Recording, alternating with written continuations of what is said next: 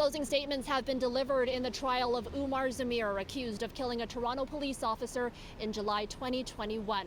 The defense beginning first, telling the jury that what happened was a horrific tragedy, but Umar Zamir is not a criminal. Defense attorney Nader Hassan asking the jury not to compound tragedy with an injustice. In his final address to the jury, Hassan reiterating Zamir is not a criminal, but a husband and father who was trying to escape what he thought was a threat to his family, reminding the jury that Zamir was with his pregnant wife and 2-year-old son for Canada Day celebrations and was about to leave the nearly empty parking garage beneath City Hall when he saw a man and a woman aggressively rush his vehicle.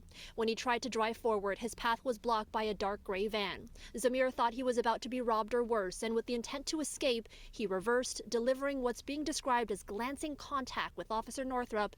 Northrup ended up on the ground in Zamir's blind zone, and Zamir tragically drove over the officer. Hassan says if Zamir knew they were officers, he wouldn't try to escape, suggesting the Crown and police have no reasonable explanation for why he would suddenly turn into a killer and intentionally run over a police officer.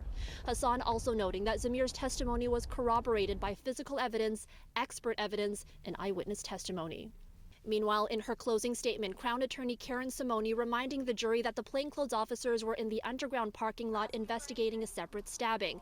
Simoni saying Zamir chose to make a series of maneuvers while in his locked vehicle, while knowing that there were 2 officers on foot. She tells the jury no one came out of the van and the perceived threat was not real, calling his actions dangerous and deadly.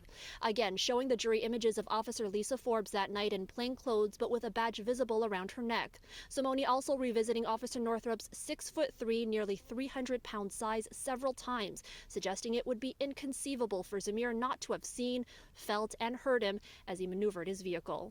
And while the defense suggests all 3 eyewitness officers lied on the stand, Simoni says they were, quote, honest but mistaken as to where Northrup may have been positioned when he was fatally struck. Finally, Simoni suggesting to the jury that if they are not satisfied beyond a reasonable doubt on the first-degree charge, to consider second-degree, and if not, a verdict of manslaughter. Madam Justice Anne Malloy has begun delivering instructions to the jury in which she explains how they can apply the law to the facts of the case. That will continue tomorrow morning. Once that's concluded, the jury will be sequestered and deliberations will begin.